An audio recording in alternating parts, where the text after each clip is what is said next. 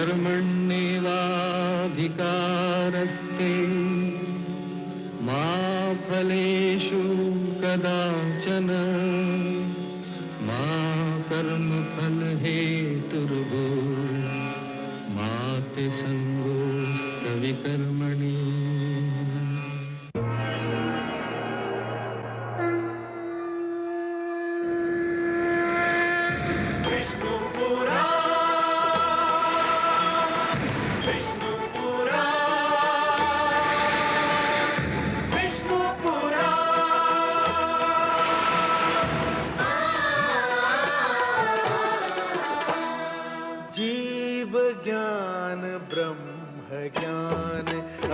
श्री विष्णु पुराण ओम की कथा महान।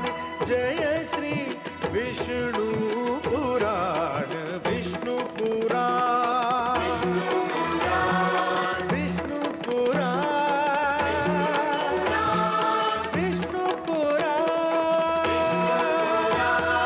प्रगटे कब तीन लोक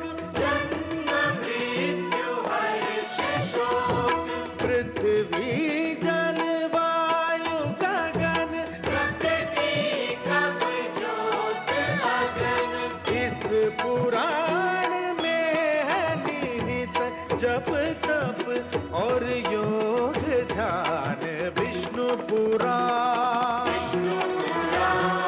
विष्णु पुराण विष्णु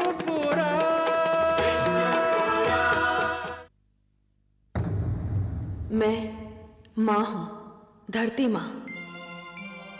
सृष्टि की रचना हो गई, मनु द्वारा मानव समाज की नींव पड़ गई। भगवान विष्णु ने जब माता लक्ष्मी से ये कहा था कि उन्होंने मानव की रचना अवश्य की है, मानव इतिहास की रचना का कार्य तो उन्होंने स्वयं मानव पर छोड़ दिया है, तो वास्तव में इसका अर्थ ये था कि जब तक मानव अपने विवेक का प्रयोग नहीं करेगा, अच्छे बुरे को पहचानने की शक्ति नहीं प्राप्त करेगा, तब तक वो अपना आदर्श इतिहास नहीं बना पाएगा। विवेक अपनी इच्छाओं पर विजय का दूसरा नाम है। शक्तिशाली महाराज यही न कर सके, विश्व को जीतकर भी वो अपने मन से हार गए। सुरुचि पर मोहित होकर वो अपना कर्तव्य भूल गए और महारानी सुनीति से अन्याय कर बैठे। उनकी इस भूल का क्या परिणाम होगा, ये सोचकर मैं स्वयं भयभीत हूं।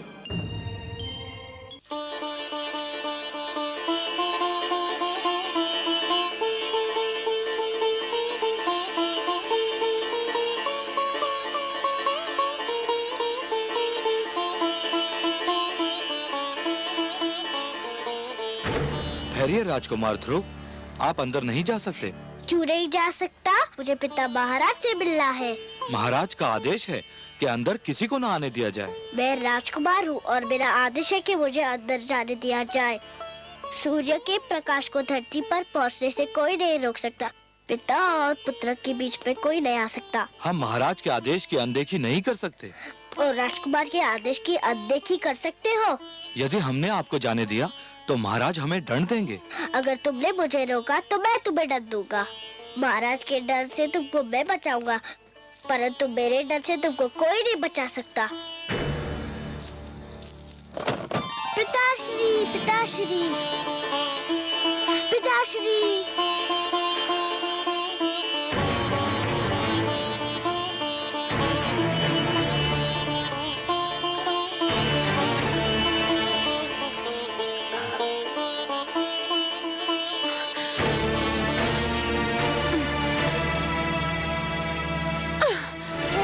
पिताश्री,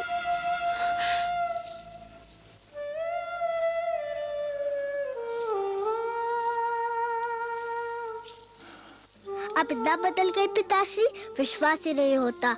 मैं तो आपका बड़ा लाडला पिता था, कितना प्यार करते थे आप मुझसे, और आज आपके सामने मुझे धिक्कारा गया और आप चुप रहे। जब आप युद्ध से लौटते थे तो सीधा माताश्री के पास जाते थे। आपकी बार आप मुझसे मिलने भी नहीं गए, ऐसा क्यों है पिताश्री? महाराज से क्या पूछता है? जाकर अपनी माता से पूछ कि महाराज जब उसके पास क्यों नहीं आते। आप भी तो माता है, आप भी बता दीजिए ना। मैं तो तेरी छोटी माता हूँ। माता छोटी बड़ी नहीं होती, माता तो बस माता होती है। आप स्वयं को छोटी क्यों कहती है? तो सुन, तेरी माता के दिन बीत गए। महाराज को अब उस भिखारन में कोई रुचि नहीं है। मेरी माता भिखारन नहीं है, वो राजभवन की महारानी है। महारानी थी वो, अब नहीं है महारानी। महाराज ने वो स्थान उससे छीनकर मुझे दे दिया है, और जो स्थान तेरा था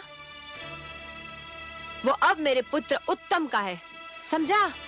उत्तम मेरा छोटा भाई है, उसे जितना भी मिले मुझे उतना ही हर्ष होगा। मैं और कुछ नहीं चाहता, बस पिताश्री का प्यार चाहता हूँ और उनकी गोद में बैठना चाहता हूँ। गोद में बैठने की इतनी इच्छा थी तो तुझे मेरी कोख से जन्म लेना चाहिए था। पर इसमें तो मेरा कोई दोष नहीं माते। दोष तेरा नहीं, तेरी माता का है। पिताश्री, महाराज तेरी कोई सहायता नहीं कर सकते। अब तो भगवान ही तुझे महाराज की गोद में बिठा सकते हैं। जाकर भगवान विष्णु की तपस्या कर और उनसे प्रार्थना कर कि अगले जन्म में तुझे मेरी कोख से जन्म दे और महाराज के गोद में बैठने के योग्य बनाए।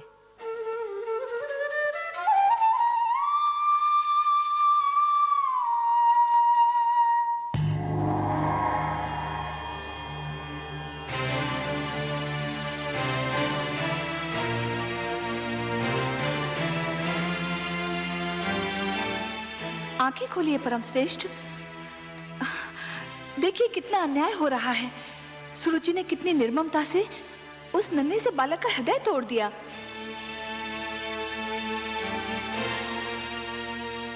देख रहा हूं महादेवी। देख रहे हैं और फिर भी मौन है। यही तो उत्तानपाद भी कर रहा था।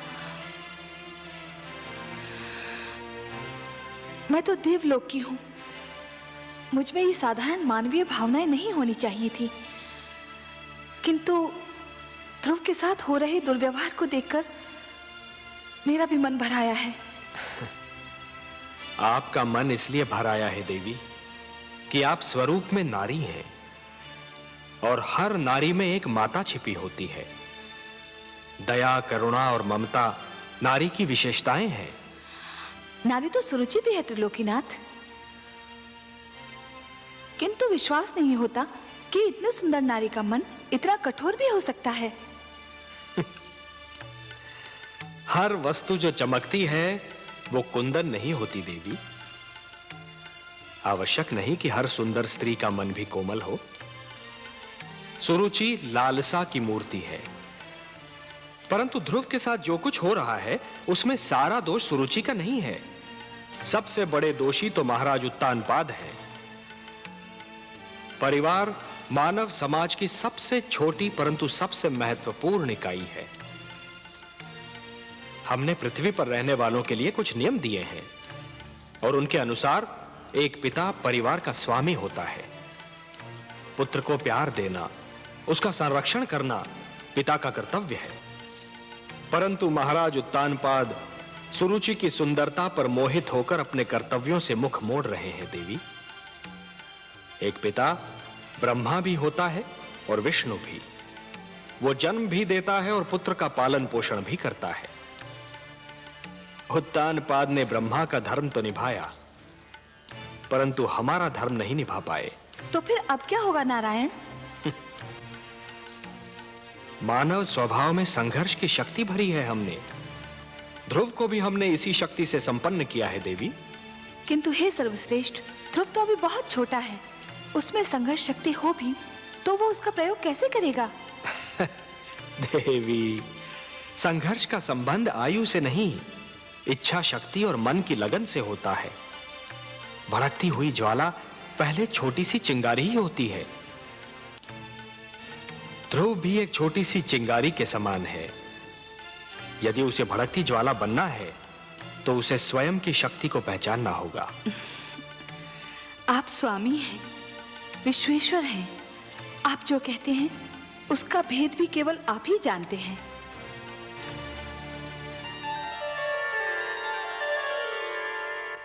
इसीलिए मैं तुझे वहां जाने से रोक रही थी। मैं जानती थी कि तू महाराज से मिलने जाएगा तो दुख लेकर ही लौटेगा। रानी सुरुचि के मन में हमारे लिए जलन और घृणा के सिवा और कुछ नहीं। छोटी माँ ने जो किया मुझे इसका दुख नहीं है माँ। दुख तो इस बात का है कि पिताश्री भी बस चुप रहे। उन्होंने छोटी माँ को रोका तक नहीं। वो केवल मुझे भूल गए होते तो मुझे इतना दुख नहीं होता। दुख तो इस बात का है कि वो अपने पिता के धर्म का पालन नहीं कर पा रहे। पिता और पुत्र के बीच में आने वाली वो कौन होती है? आप तो कहती थी कि पिता के प्रेम पर पुत्र का जन्म सिद्ध अधिकार होता है। होता है पुत्र, अवश्य होता है। ठीक उसी प्रकार जिस प्रकार सूरज की धूप पर धरती का अधिकार होता है। किंतु कभी कभी काली घटा यूं सूरज की धूप और धरती के बीच आ जाती है, जिससे सूरज की धूप धरती तक नहीं पहुंच पाती। रानी सुरुचि भी वो काली घटा है जिसने पिता के प्रेम को पुत्र तक पहुंचने से रोक रखा है। मैं तो उनका बहुत आदर करता था, पर उन्होंने आपको बेकारन कहा तो मुझे बहुत बुरा लगा। आश्चर्य तो ये है कि पिताश्री भी इस पर भी कुछ नहीं बोले। भूल जाओ पुत्र, भूल जाओ इन बातों को। कुछ विष स्वाद में मीठे होते हैं, किंतु होते तो विष है ना। महाराज पर भी ये भेद एक दिन अवश्य खुल जाएगा कि रानी सुरुचि एक मधुर विष है। मैं भगवान विष्णु से प्रार्थना करती हूँ कि महाराज की आंखें खुल जाएं। भगवान विष्णु?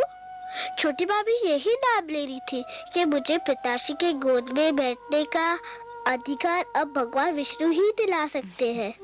हाँ पुत्र, महाराज की गोद तो क्या, वो अपनी गोद में बैठने का भी अधिकार दिला सकते हैं। वो महाराजाओं के महाराज हैं, सम्राटों के सम्राट हैं, परम बलवान, सर्वशक्तिमान है। पुत्र, तुम देखोगे वो कैसे लगते हैं। हाँ, आओ आओ।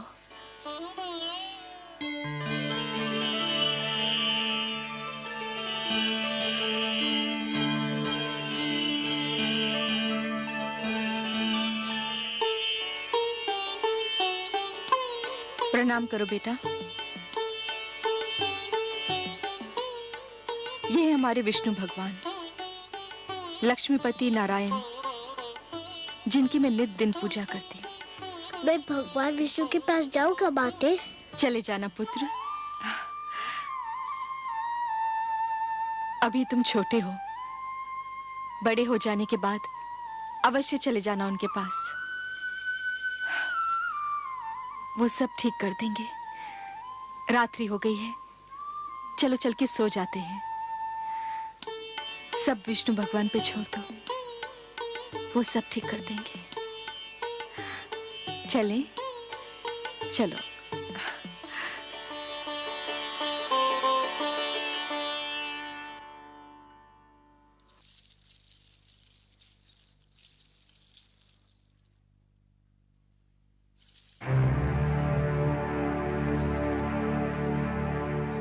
कहाँ चले महाराज?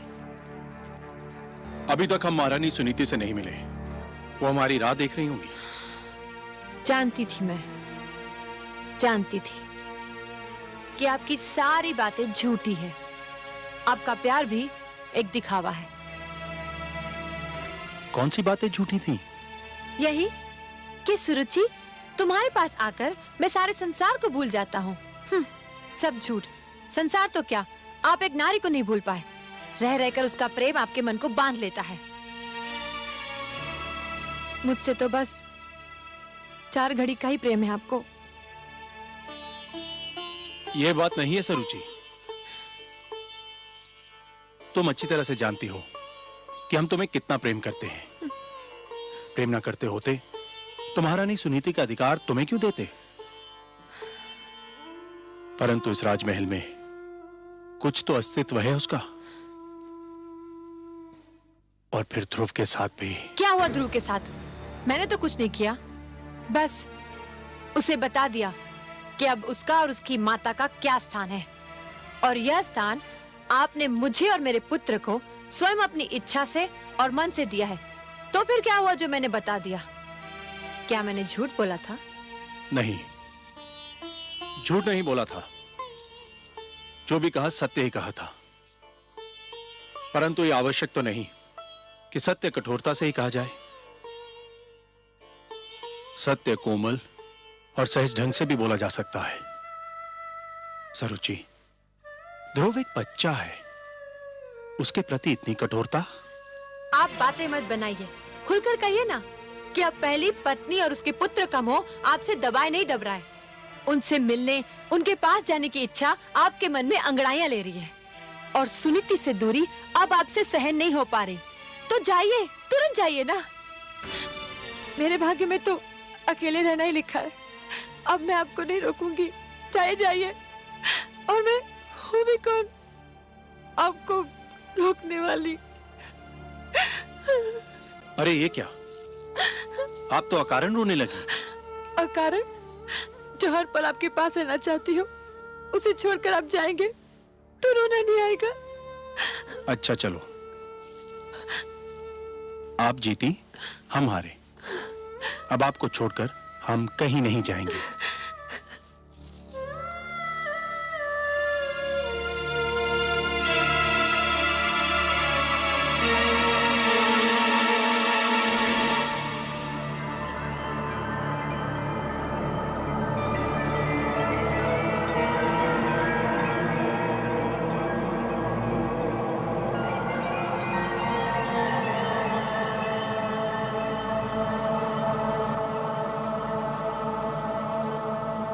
महाराज तेरी कोई सहायता नहीं कर सकते। अब तो भगवान ही तुझे महाराज की गोद में बिठा सकते हैं। जाकर भगवान विष्णु की तपस्या कर और उनसे प्रार्थना कर कि अगले जन्म में तुझे मेरी कोख से जन्म दे और महाराज की गोद में बैठने के योग्य बनाए।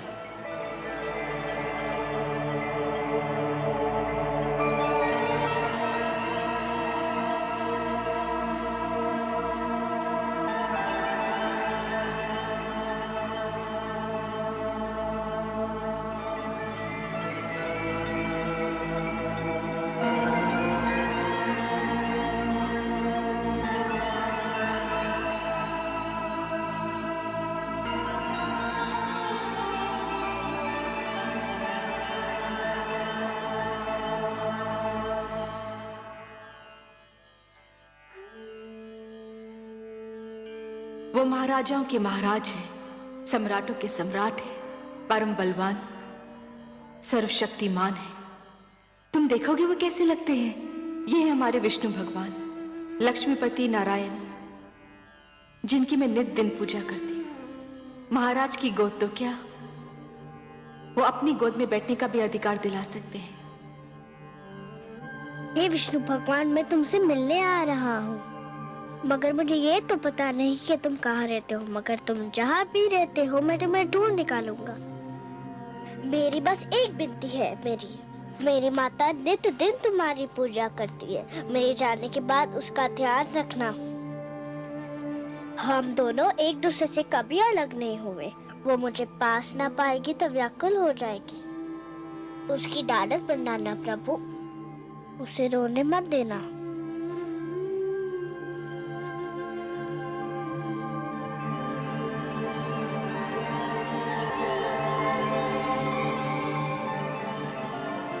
मैं तुम्हें सोता छोड़कर जा रहा हूँ, क्षमा कर देना मुझे।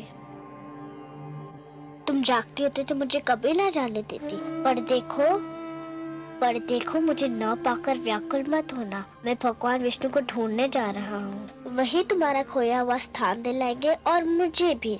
मैंने भगवान विष्णु की मूर्ति से कह दिया है कि वो तुम्हारा ध्यान रखे। मुझे विदा दो माते, मुझे विदा दो।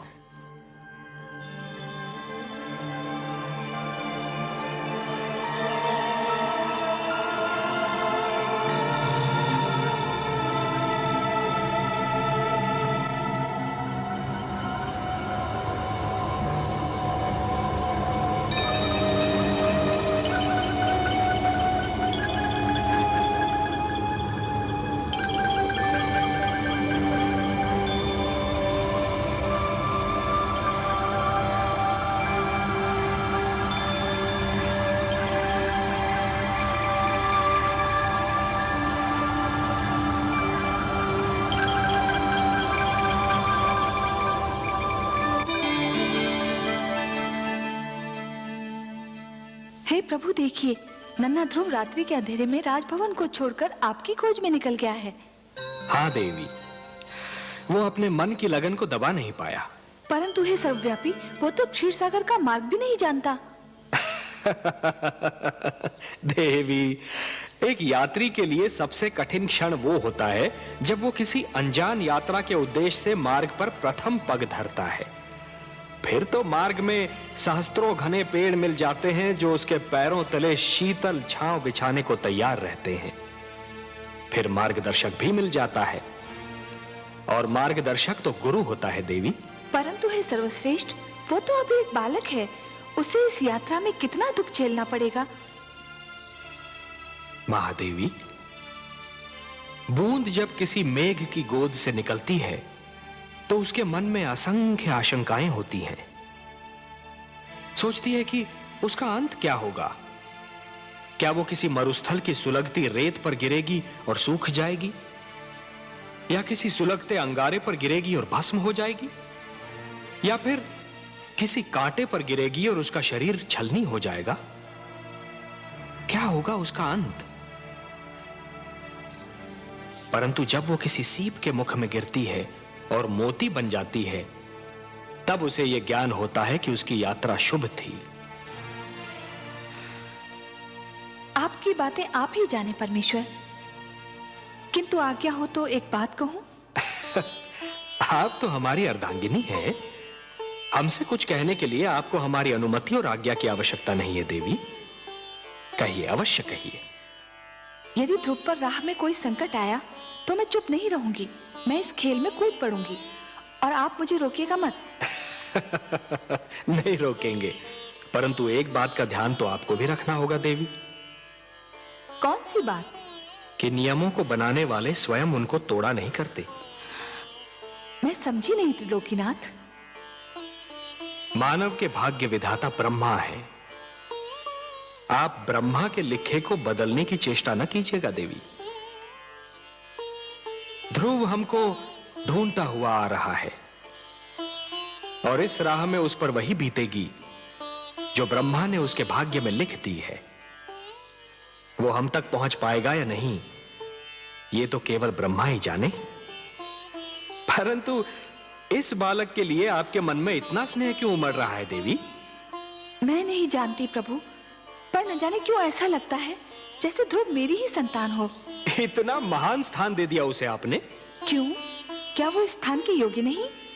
इतनी छोटी सी आयु में इतना बड़ा निर्णय, इतना दृढ़ निश्चय, ये सब महानता के लक्षण नहीं है तो और क्या है? उसे अपनी महानता सिद्ध तो कर लेने दीजिए। अवश्य, परंतु ध्रुव पर अगर कोई संकट आया तो मैं सहन नहीं कर पाऊंगी। ऐसा कब तक चलेगा दलनायक जी? क्यों, क्या हुआ? क्या हुआ?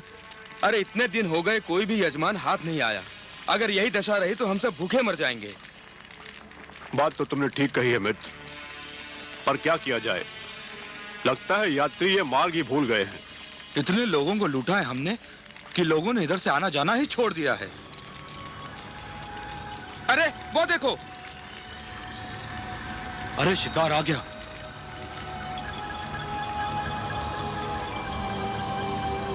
वन देवता ने सुन ली हमारी। कोई बालक है? कोई भी हो, लगता धनी है। सारा शरीर गहनों से ढका है। गहने छीनकर ठिकाने लगा देंगे। गहने छीनने तक तो ठीक है, पर इतने छोटे बालक को मारना। मती मारी गई है तुम्हारी। यदि कोई राजकुमार हुआ तो इसे छोड़ दिया तो जाकर राजा की सेना ले आएगा और हम सब चुन चुन कर मार दिए जाएंगे। चलो।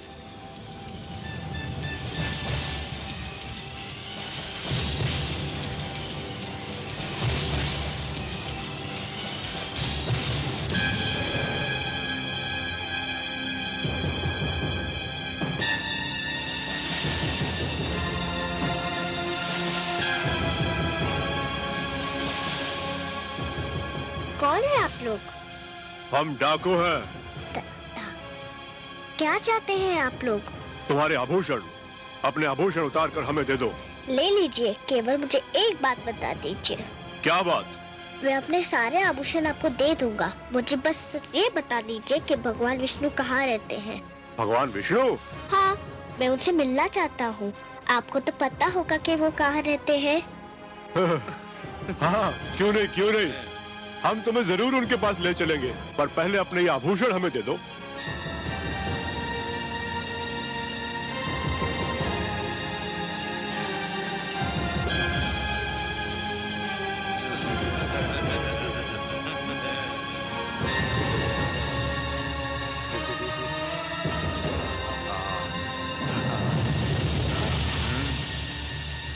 आओ हमारे साथ।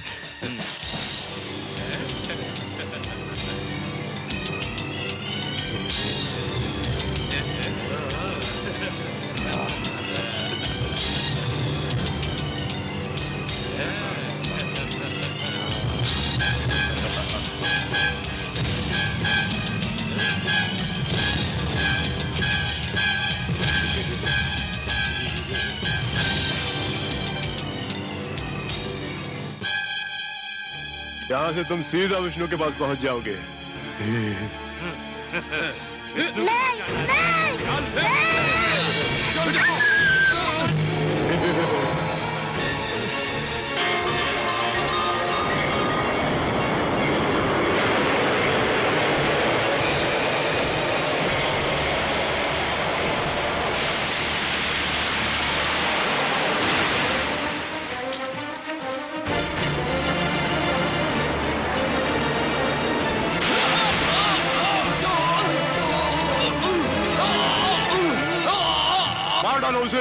मार डालो।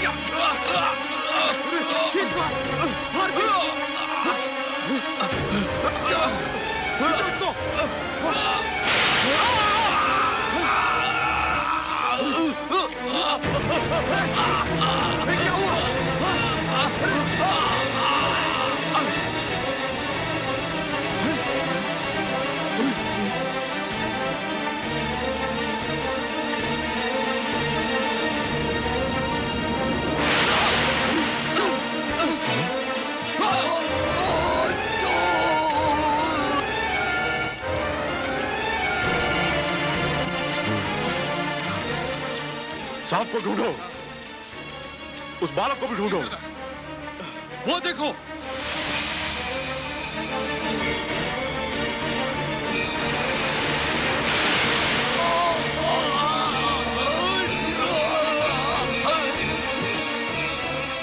सांप को ढूंढो, उस बालक को भी ढूंढो।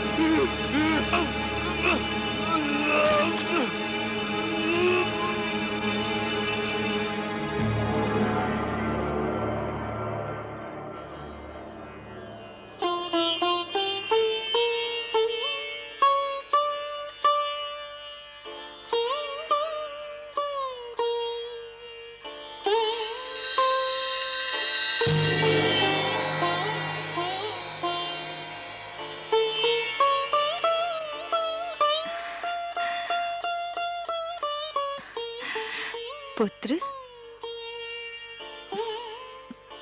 आप कौन है माता? तुमने तो माता कहकर स्वयं ही बता दिया कि मैं कौन हूँ। अब मैं क्या बताऊं? समझ लो तुम्हारी माता ही हूँ। इन लोगों को क्या हुआ? इनको इनके किए का दंड मिल गया। ये लुटेरे थे और तुम्हें मार डालना चाहते थे। परंतु ये बताओ, इतनी रात्रि को तुम अकेले कहाँ जा रहे थे? मैं भगवान विष्णु से मिलने जा रहा हूँ। मेरी मानो तो तुम घर लौट जाओ, अभी तुम बहुत छोटे हो। मैं उनसे मिले बिना घर नहीं जाऊंगा। अच्छा, अब रात्रि बहुत बीत चुकी है। भोर होते ही ढूंढ लेना अपने भगवान विष्णु को। आपको पता है कि भगवान विष्णु कहाँ रहते हैं? मुझे उनसे मिलने का मार्ग बता दीजिए तो आपकी बहुत कृपा होगी। मेरे वश में होता तो मैं ले जाकर तुम्हें उनकी गोद में ही बिठाती, किंतु मैं विवश हूँ।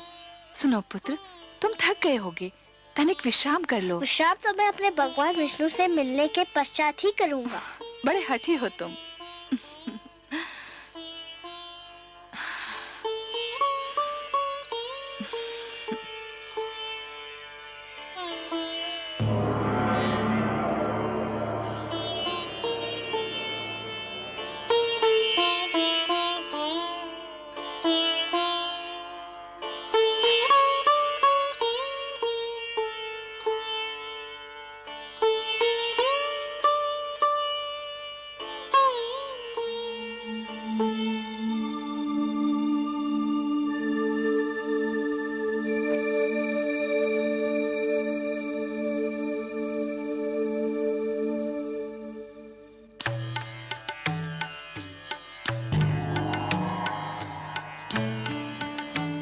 आइए महादेवी, आइए।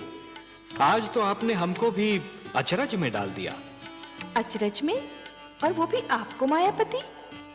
मेरी किस बात से आपको आश्चर्य हुआ? शीतल जल यदि दहकती अग्नि बन जाए, चंद्रमा ठंडी चांदनी के स्थान पर यदि तपती धूप छिटकाने लगे, पुष्प की कोमल पंखुड़ी यदि धारदार कटार बन जाए तो आश्चर्य नहीं होगा देवी।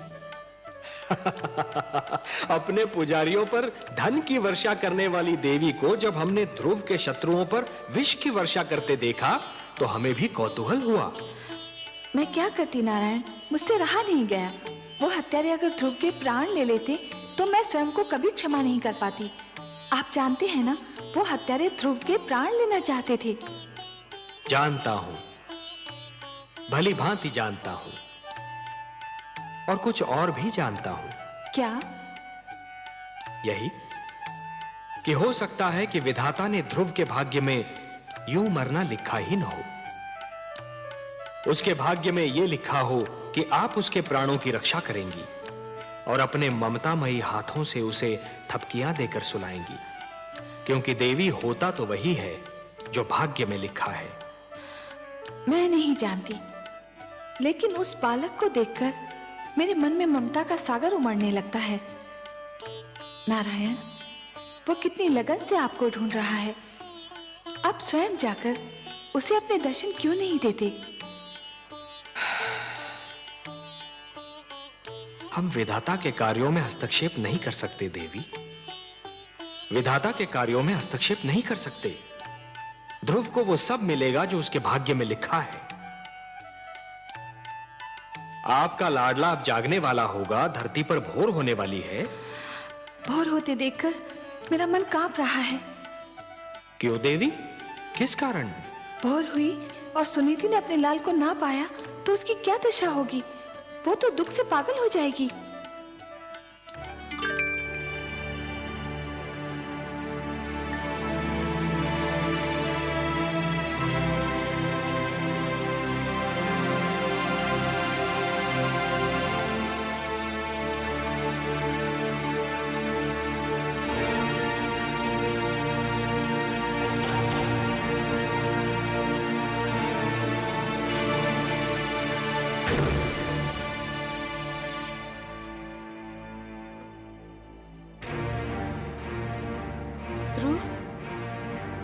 ध्रुव, पुत्र ध्रुव, ध्रुव, ध्रुव, कहाँ हो तुम? ध्रुव,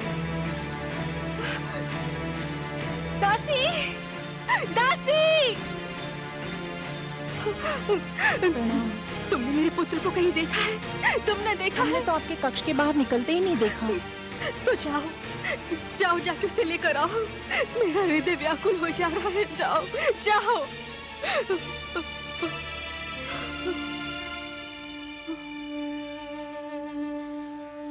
महाराज ध्रुव को अवश्य ढूंढ निकालेंगे। हाँ, मुझे महाराज के पास जाना चाहिए। मुझे महाराज के पास जाना चाहिए। क्षमा करें महारानी, किंतु आप महाराज से ना मिले तो अच्छा है। ना मिलो उनसे? क्यों ना मिलो उनसे? पता नहीं वो आपसे मिले भी या ना मिले। रानी सुरुचि भी उनके पास उनके कक्ष में है। रानी सुरुचि ने आपसे ना मिलने दिया तो आपको दुख होगा। संतान के खो जाने से बड़ा दुख और क्या हो सकता है? इससे बड़ा दुख मुझे और कोई क्या दे सकता है? महाराज ध्रुव के पिता हैं। मुझे उनसे मिलना ही चाहिए।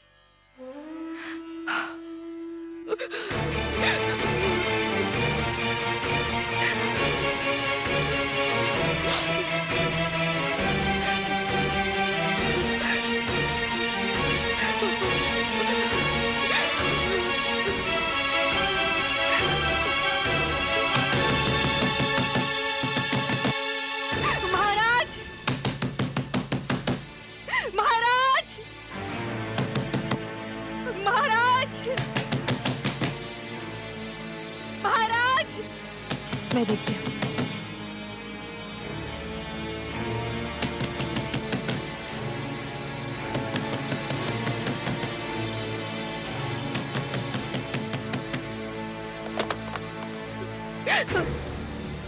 महाराज,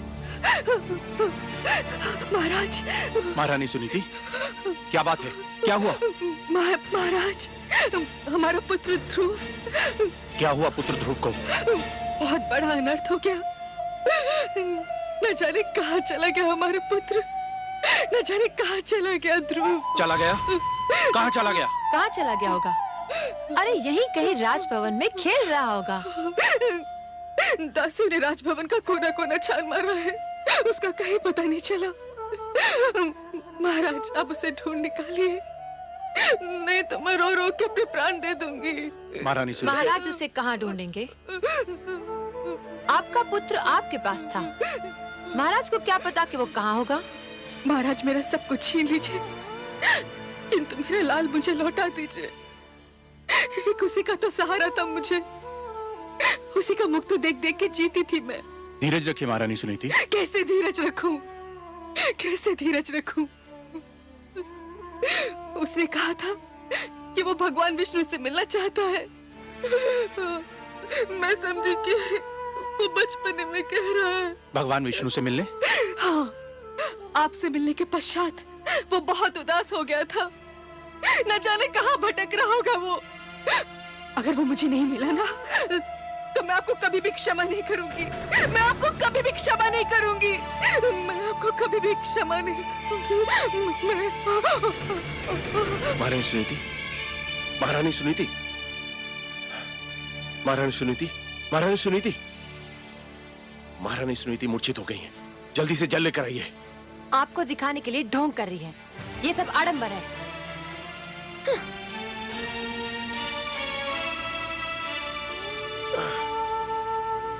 महारानी सुनीति, महारानी सुनीति,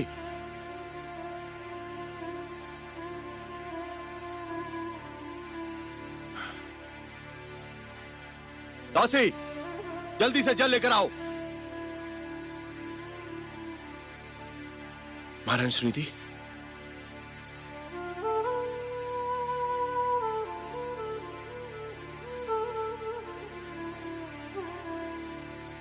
महारानी सुनीति, महारानी सुनीति। ध्रुव, ध्रुव,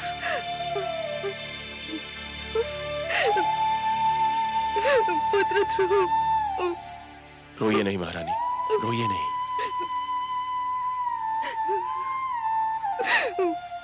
वो भगवान विष्णु से मिलने का हट कर रहा था। मुझे क्या पता था कि वो स्वयं ही चला जाएगा। घबराइए नहीं महारानी, वो चला भी गया है तो बहुत दूर तक नहीं गया होगा। आप अपने कक्ष में जाइए, मैं तुरंत ही अपने सैनिकों को ध्रुव को ढूंढने के लिए भेजता हूं। सैनिकों को भेजोगे? स्वयं नहीं जाओगे अपने पुत्र को ढूंढने? पिताश्री आप? पर तुम कैसे जाओगे? जो स्वयं मोह की राहों में भटक रहा हो वो किसी को क्या ढूंढेगा?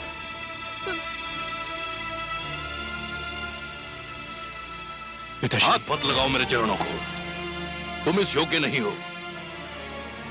तुम तो इस योग्य भी नहीं हो कि मैं तुम्हें अपना पुत्र कहकर पुकारूं। उस मनु का पुत्र जिसने आचरण के आदर्श बनाए, जिसने राजधर्म को जन्म दिया, उसकी संतान का ऐसा पतन? धिक्कार है तुम पर, जिसके नाम पर धरतीवासी स्वयं को मानव कहकर धन्य होते हैं। मैं तो राजकाज और परिवार का भार तुम्हारे हाथ सौंपकर संतुष्ट हुआ था, पर कदाचित ये मेरी भूल थी। तुम इसके योग्य नहीं थे। परंतु पिताश्री, मैंने राजकाज का कार्य संभालने में कोई भूल नहीं की। मेरी प्रजा मुझसे प्रसन्न है।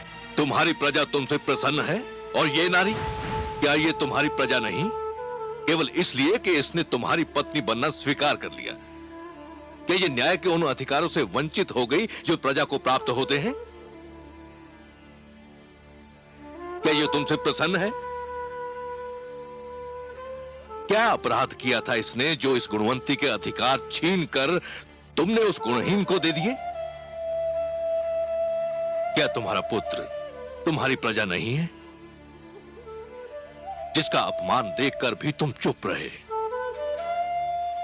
और केवल आज तुम्हारे कारण वो अनजानी राहों में भटक रहा है।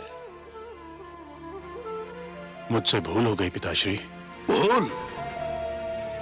भूल मान लेने से भूल के दुष्परिणामों का अंत नहीं होता। भूल सुधार चाहती है, लेकिन उसकी सारी संभावनाएं तुमने समाप्त कर दी हैं। पौत्र ध्रुव तुम्हारा घर छोड़कर जा चुका है। तुम्हारे परिवार में असंतोष है, और जो परिवार को संतुष्ट नहीं कर सका वो असंख्य प्रजा को क्या संतुष्ट करेगा? जिससे एक छोटा सा परिवार न संभाला गया वो इतने बड़े राज्य को क्या संभालेगा? धिक्कार है तुम पर। सारा विश्व जीतकर भी एक नारी की सुंदरता से पराजित हो गए। मैंने संपूर्ण राज्य की बागडोर तुम्हारे हाथ सौंपी थी, परंतु तुमने वो बागडोर अपनी दूसरी पत्नी को सौंप दी और कठपुतली की भांति उसकी उंगलियों के संकेत के दास बने बैठे हो। मुझे क्षमा कर दीजिए पिताश्री। क्षमा? प्रजा अपराध करे तो उसे क्षमा किया जा सकता है, परंतु राजा अपराध करे तो उसे क्षमा नहीं किया जा सकता।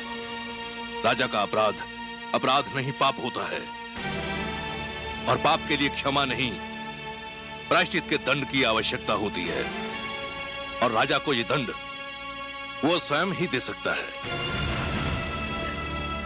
क्षमा याचना करो अपनी पत्नी सुनीति से, जिसके साथ अन्याय किया है तुमने, घोर अन्याय। जिस मनु की तपस्या महाप्रलय ने भी भंग नहीं की, तुमने अपने परिवार के साथ अन्याय करके वो तपस्या भंग कर दी और मुझे यहां आने पर विवश कर दिया। याद रखो तानपात, यदि पुत्र वियोग में मेरी पुत्र वधू को कुछ हो गया तो तुम मेरे शाप से नहीं बच पाओगे। पिताश्री सुनिए तो सही। मैं कुछ नहीं सुनना चाहता। पिताश्री मुझे इतना कड़ा डंडा दीजिए पिताश्री।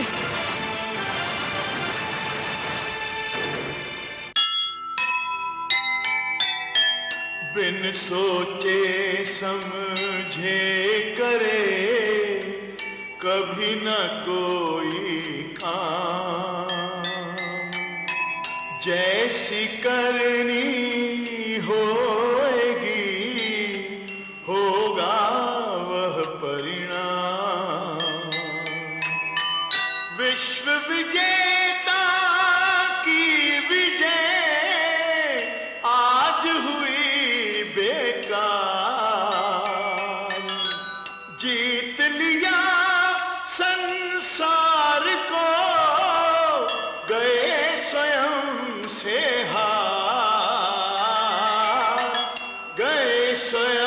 सबसे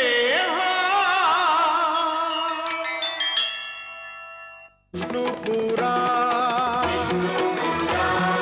विष्णु पुराण, विष्णु पुराण। प्रगटे कब तीन लोक, जन्म मृत्यु हर्ष शोक।